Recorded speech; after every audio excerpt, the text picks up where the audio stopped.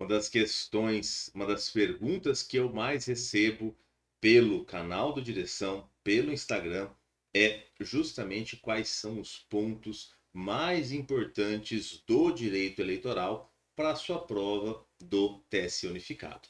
Por isso, estou aqui para compartilhar com você a nossa interpretação, a nossa ideia em relação aos principais temas do direito eleitoral, aqueles que têm mais chance de ser cobrados na tua prova. Eu sou o Robson, professor de Direito Eleitoral do Direção Concursos, mentor para o TSE Unificado aqui no Direção. Estamos aí em altíssima velocidade para a reta final desse concurso, né? Depois de tantas idas e vindas, o dia 8 de dezembro está cada vez mais próximo e agora todo tempo é indispensável, é primordial.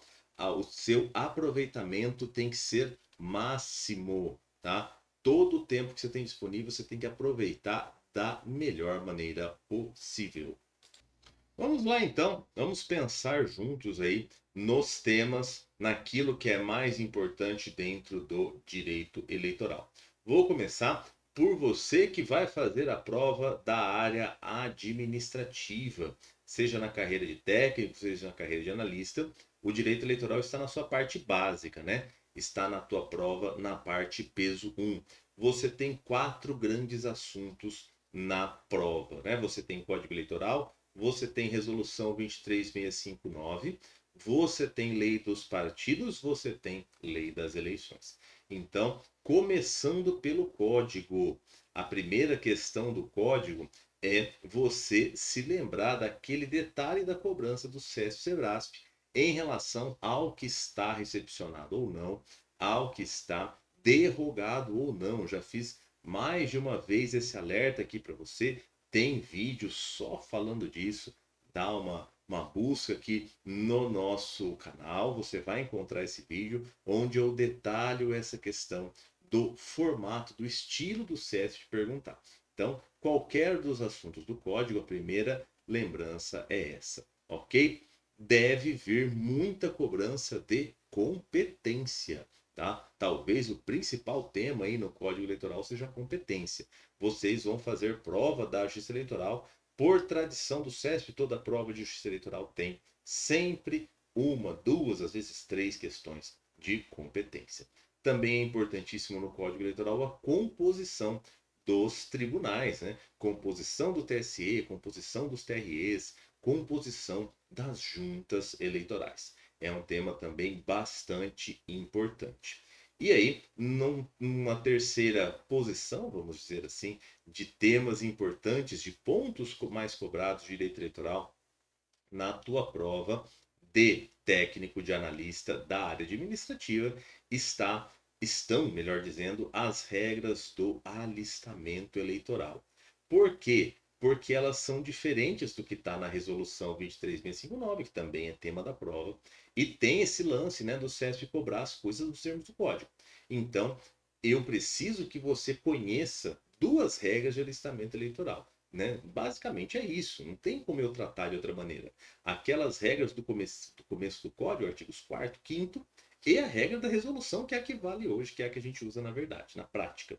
Tá? Por quê? Porque se o CESP te perguntou alguma coisa nos termos do Código Eleitoral, infelizmente eu preciso que você saiba. Tá? Então, talvez aí na matéria Código Eleitoral sejam esses os principais pontos. Legal, professor, e lá na resolução?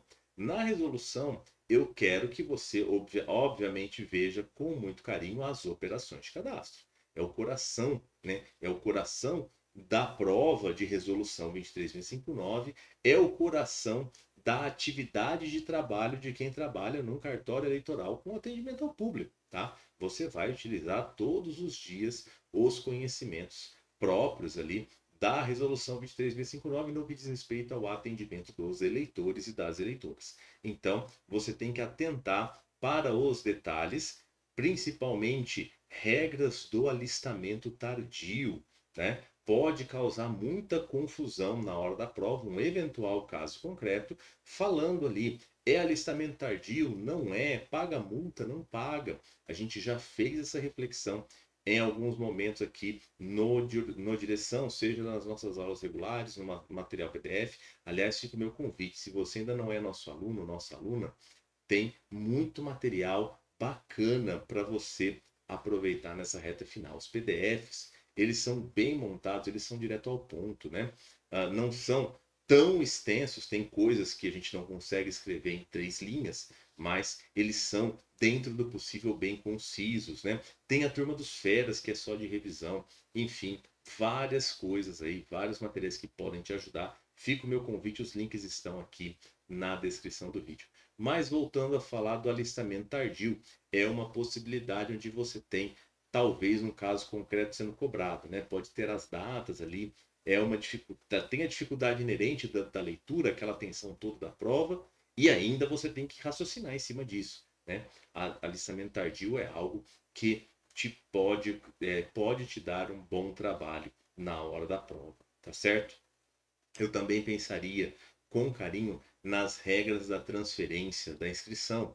Quando pode, quando não pode, quando faz, quando não faz. Quem tem requisitos, quem não tem. Né? Tem requisitos que aplicam-se a todos, tem requisitos que podem ser afastados a depender da situação concreta. Tá?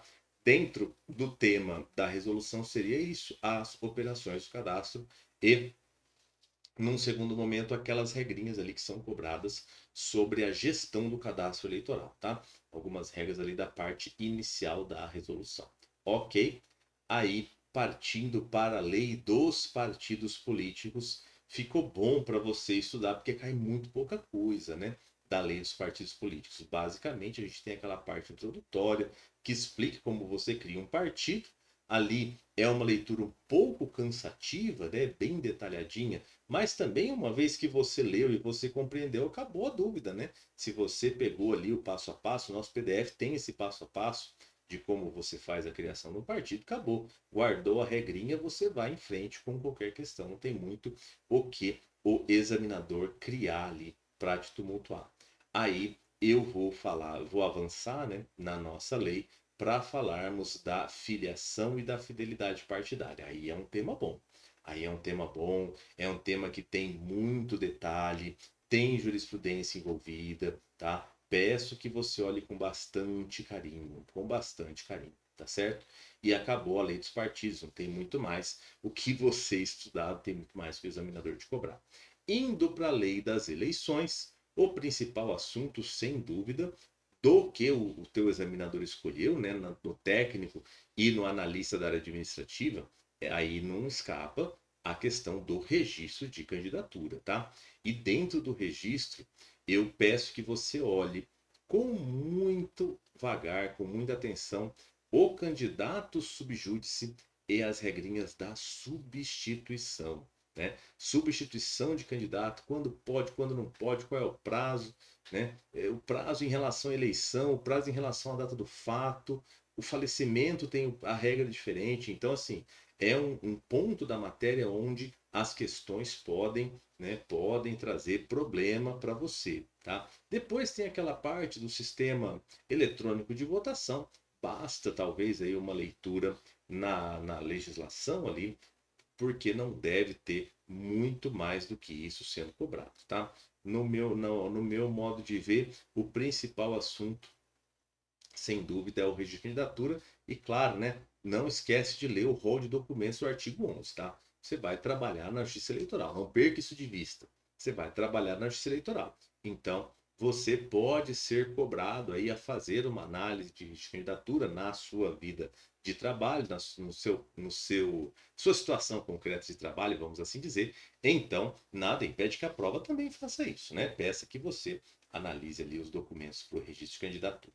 Legal? Agora, para você da área judiciária, aí a coisa é bem diferente. Por quê? Porque o teu edital na área judiciária, isso não é só no direito eleitoral, ele não delimita os assuntos em relação aos artigos das leis, né? Ele não fez isso como faz no caso do técnico e do analista da área administrativa. Então, para você, pode cair absolutamente tudo dos assuntos que estão ali narrados. Então, além desses pontos que eu já destaquei para os colegas da área administrativa, o que eu quero acrescentar para você? Primeiro é a possibilidade de ser cobrado em prova dissertativa, tá? qualquer dos temas pode ser objeto da prova dissertativa. E aí eu apostaria numa combinação. Eu acredito que, pela característica do SESC, se ele resolver te trazer eleitoral, ele vai trazer alguma coisa da jurisprudência, tá? Ele vai trazer alguma coisa da jurisprudência.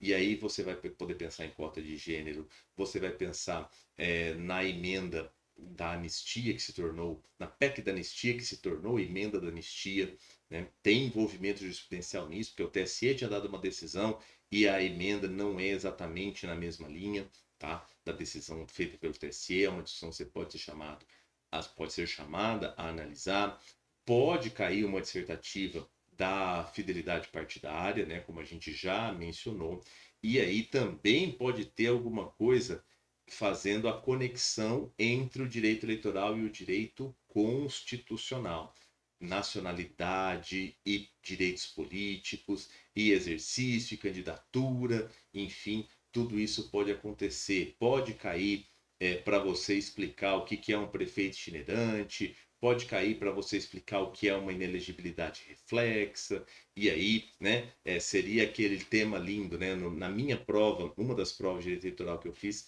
a minha prova dissertativa foi disserte sobre os partidos políticos, ponto. Só isso, era uma prova na época da FCC, tá? Mas foi esse o tema, disserte sobre partidos políticos. Já pensou? Disserte sobre inelegibilidade reflexa, 30 linhas, né? O problema é fazer caber nas 30 linhas, né? Você tem que ter ali um grande poder de concisão. Então vamos lá. Os temas importantes, sem dúvida, na lei das eleições, condutas vedadas, propaganda, né? Condutas vedadas aos agentes em campanha, a quem se aplica, como pode, como não pode, qual a extensão, né? Quais as exceções, tudo que for exceção você precisa estar bem atento, tá? Então, condutas vedadas, o super assunto que é a propaganda, né? Propaganda é algo gigantesco para você estudar, né? Muita casuística, muita jurisprudência, muito pode e não pode, tá? Muito pode e não pode. E aí você tem o aspecto de estamos vivendo, né, um momento de pleito eleitoral nesse segundo semestre de 2024. Isso pode ter uma influência na tua prova.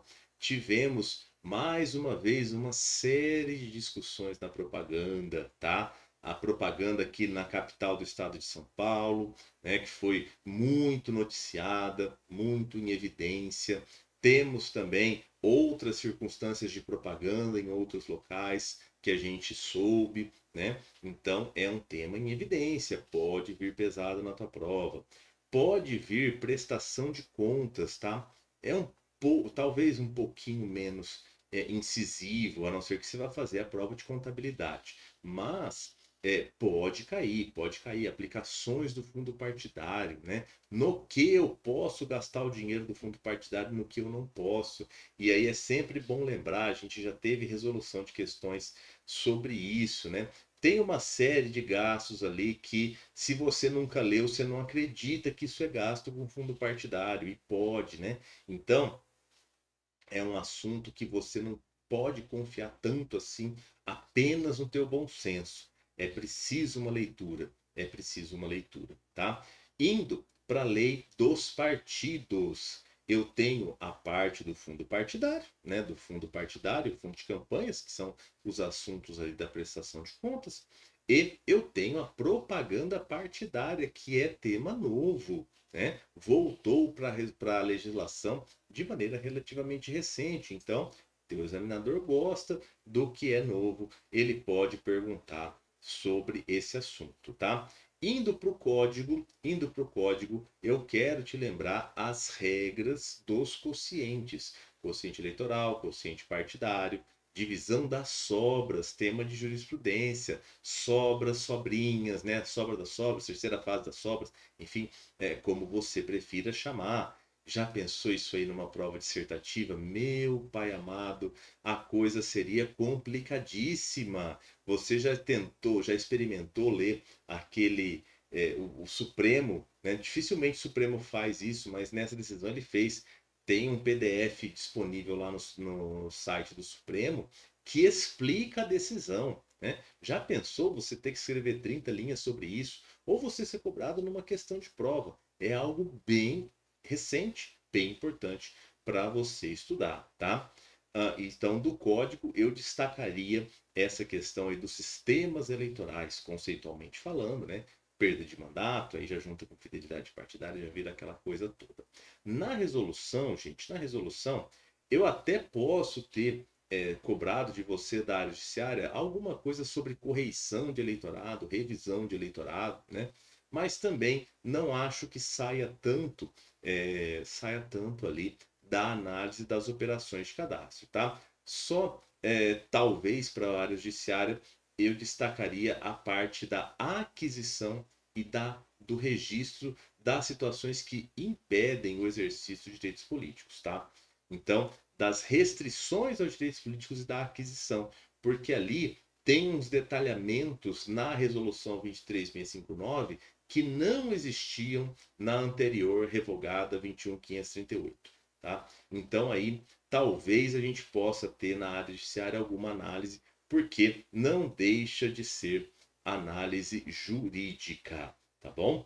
E eu fecho o nosso vídeo aqui sobre os pontos que são mais cobrados, mais possíveis de serem cobrados no direito eleitoral da prova da área judiciária com a lei das inelegibilidades. Por que eu deixei ela para o final? Porque ela tem parte material e parte processual. A parte material é enorme, ela se conecta umbilicalmente com o direito constitucional na parte ali, parágrafos 5º, 6º, 7º, 8º e 9º do artigo 14, tá? E tem as situações casuísticas. Eu chamo muito a tua atenção para os termos iniciais da contagem do prazo da inelegibilidade. Quando começa a valer os 8 anos? Pelo menos, por um lado, eu só tenho prazo de 8 anos, né? Tirando aquela única hipótese que não tem prazo. Né? Tem uma hipótese lá na lei das inelegibilidades que não tem prazo para cessar. É aquela situação do operador do responsável por empresa seguradora, né? Por empresa de crédito. Aí que tem as pendências, aquela coisa, isso dura até a sanatória de toda a responsabilidade. Fora isso, 8 anos para tudo. Mas eu tenho divergência sobre quando começa a contar, né? Começa da data do pleito, começa da data do fato, começa da data da decisão. Tudo isso influi. Então, eu atentaria muito para esses prazos, para súmulas que dizem respeito aos prazos. Muitos desses assuntos estão pontuados ali na súmula do TSE, tá?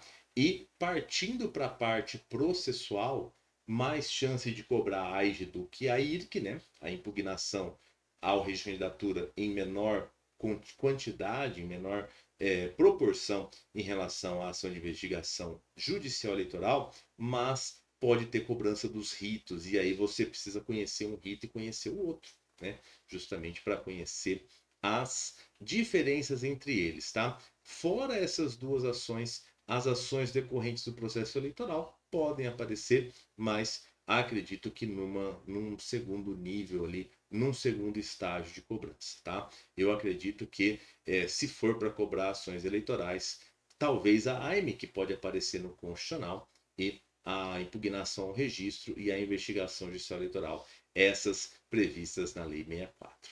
Para você que vai para a área judiciária, para analisar a judiciária, o teu edital é mais extenso, então as grandes questões jurisprudenciais são, no meu modo de ver, aquelas mais aptas, mais indicadas a serem cobradas pelo estilo tradicional da prova do CESP-SEBRASP, né? Uma prova mais reflexiva, uma prova que cai muita jurisprudência, cai muita doutrina, né? Pede que você esteja sempre bem atualizado, então vale a pena verificar ali as decisões do TSE na eleição de 2018, de 2020, de 2022, alguma coisa agora de 2024, não se esqueça, tudo que for decidido até 30 dias da prova pode cair, então dá uma olhadinha, transporte de eleitores, cota de gênero, cota de pretos e pardos, divisão do fundo partidário, enfim, tudo isso é tema recente de jurisprudência.